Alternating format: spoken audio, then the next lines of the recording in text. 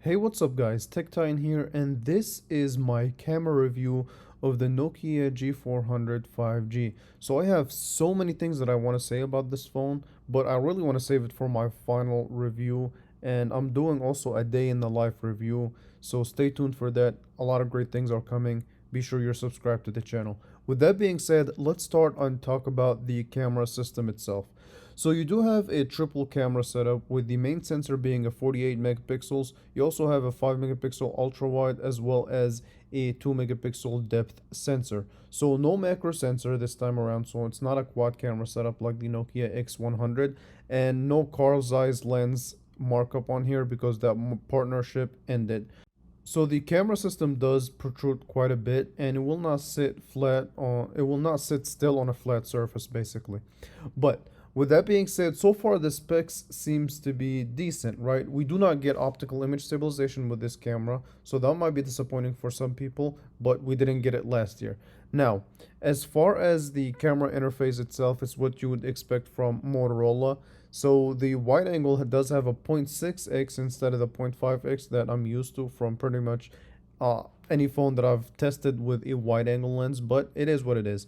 Now, one hint that I do recommend for people is that either keep HDR on auto mode or keep it on all the time, because it does help in creating a much better image. It will take a minute to process the picture, but you'll get a better result. Okay, now let's talk about picture quality. Okay, so really, it's fall time, so I think that's really the best time to start taking pictures, and just in time. But overall, picture quality, when you're in a good natural lighting condition, you will see some pictures that will ultimately satisfy the consumer's needs, right? You're not going to see a lot to complain about. It is kind of sharp, detailed, colorful in a way, but the bokeh effect is in and out. Overall, though, when you're just really just looking at natural light, you will be satisfied with the pictures that it takes.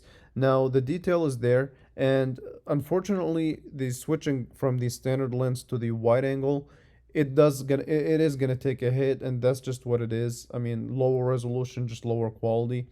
And also, look, so because it's a 48 megapixel sensor, the detail that I saw from this camera is actually really good and definitely gets a thumbs up from me. And again, if I were to complain and nitpick, I do want to say that from time to time, the colors can look a little bit unnatural, but that's just me nitpicking.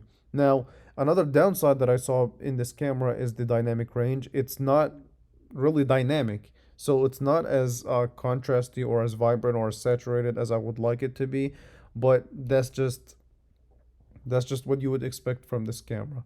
Now, moving on to indoor photography.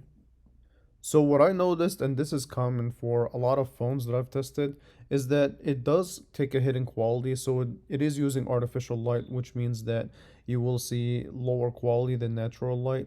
But I also found out that it does struggle in focus. So even when I tried to do a tap to focus and take a picture, it was a hit and miss here and there, right? And the colors don't look as good as you do when you take pictures outdoors in a much more natural light environment.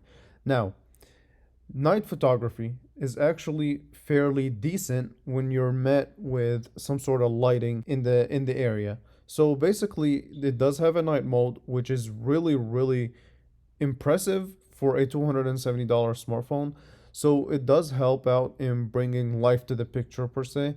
Not in all scenarios. So there are scenarios that it did a really good job, but in some extreme dark light conditions where it's just pitch black, it's just harsh, and it's just harsh and doesn't really do a good job.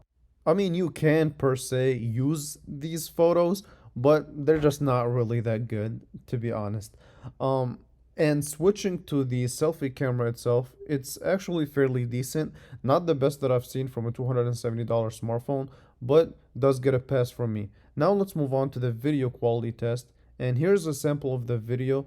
It does have a neat feature which is called like wind noise reduction that uses algorithms and kind of the microphone to block out the wind. Here's the video test. I'm gonna let you guys watch it and then I'll tell you about my experience. Hey, what's up guys, TechTime here, and this is the video test of the Nokia G400 5G. So this is without the wind noise reduction that they advertise. Alright, so different video, but this is with the wind noise reduction that they advertise. And I mean, obviously I won't be able to tell the difference until I go back to my camera roll. So I'll do that and see if it actually made a difference or not, because it is kind of windy right now. Okay, so to me, I did try my best to, first of all, find a profound difference between wind noise reduction off and on. It was difficult, it was there, but it was so subtle that it really just didn't make a massive difference, which uh disappointing for me to say, but this seems to be like a gimmick feature. Maybe in some scenarios where the wind isn't as aggressive as the scenario that I shot it in, but that's just my experience, and do with that information as you wish. Maybe in some less extreme scenarios it would make a bigger difference. Now, as far as the video quality itself in general, again, it's just what you would expect from a $270 smartphone. It's not going to be the best experience, but it's going to be fairly decent, so you can definitely use the video from this camera. So I took a minute to myself so I can kind of find a way to give you guys a meaningful conclusion. And here's what I was able to come up with. I know this is not meant to be the successor of the Nokia X100, because really it wouldn't be. Okay, and for several reasons, and I will save that for the final review. But as far as the camera itself goes, overall, if I were to review this in a vacuum, this would be a fairly decent camera that you should be satisfied with it for for a phone that cost ultimately $270. You should be mostly satisfied with how it performs. Now, if we're looking at it from a perspective of, hey, I have the Nokia X100, is it worth it to go and get the G400 5G instead and upgrade to it? So far, it's a big no. Strictly from a camera perspective, just because unfortunately the partnership between Nokia and Carl Zeiss has ended, so they're not really using Carl Zeiss optics anymore. And I went back to my previous video with the Nokia X100 camera review that I did. I'll leave it in the description below if you guys want to check it out. But basically, the Nokia X100 did a much better job. So if that's the phone that you're coming from, then I would not upgrade strictly for the camera purposes. But like I said, I don't want to really beat it in the head too much. Overall, it does take some decent pictures. But unfortunately, there are better phones that take better pictures within the same price range, which, yeah, that's going to be a big loss for me. But overall, as a standalone camera, like I said, you will be satisfied with the pictures that it takes.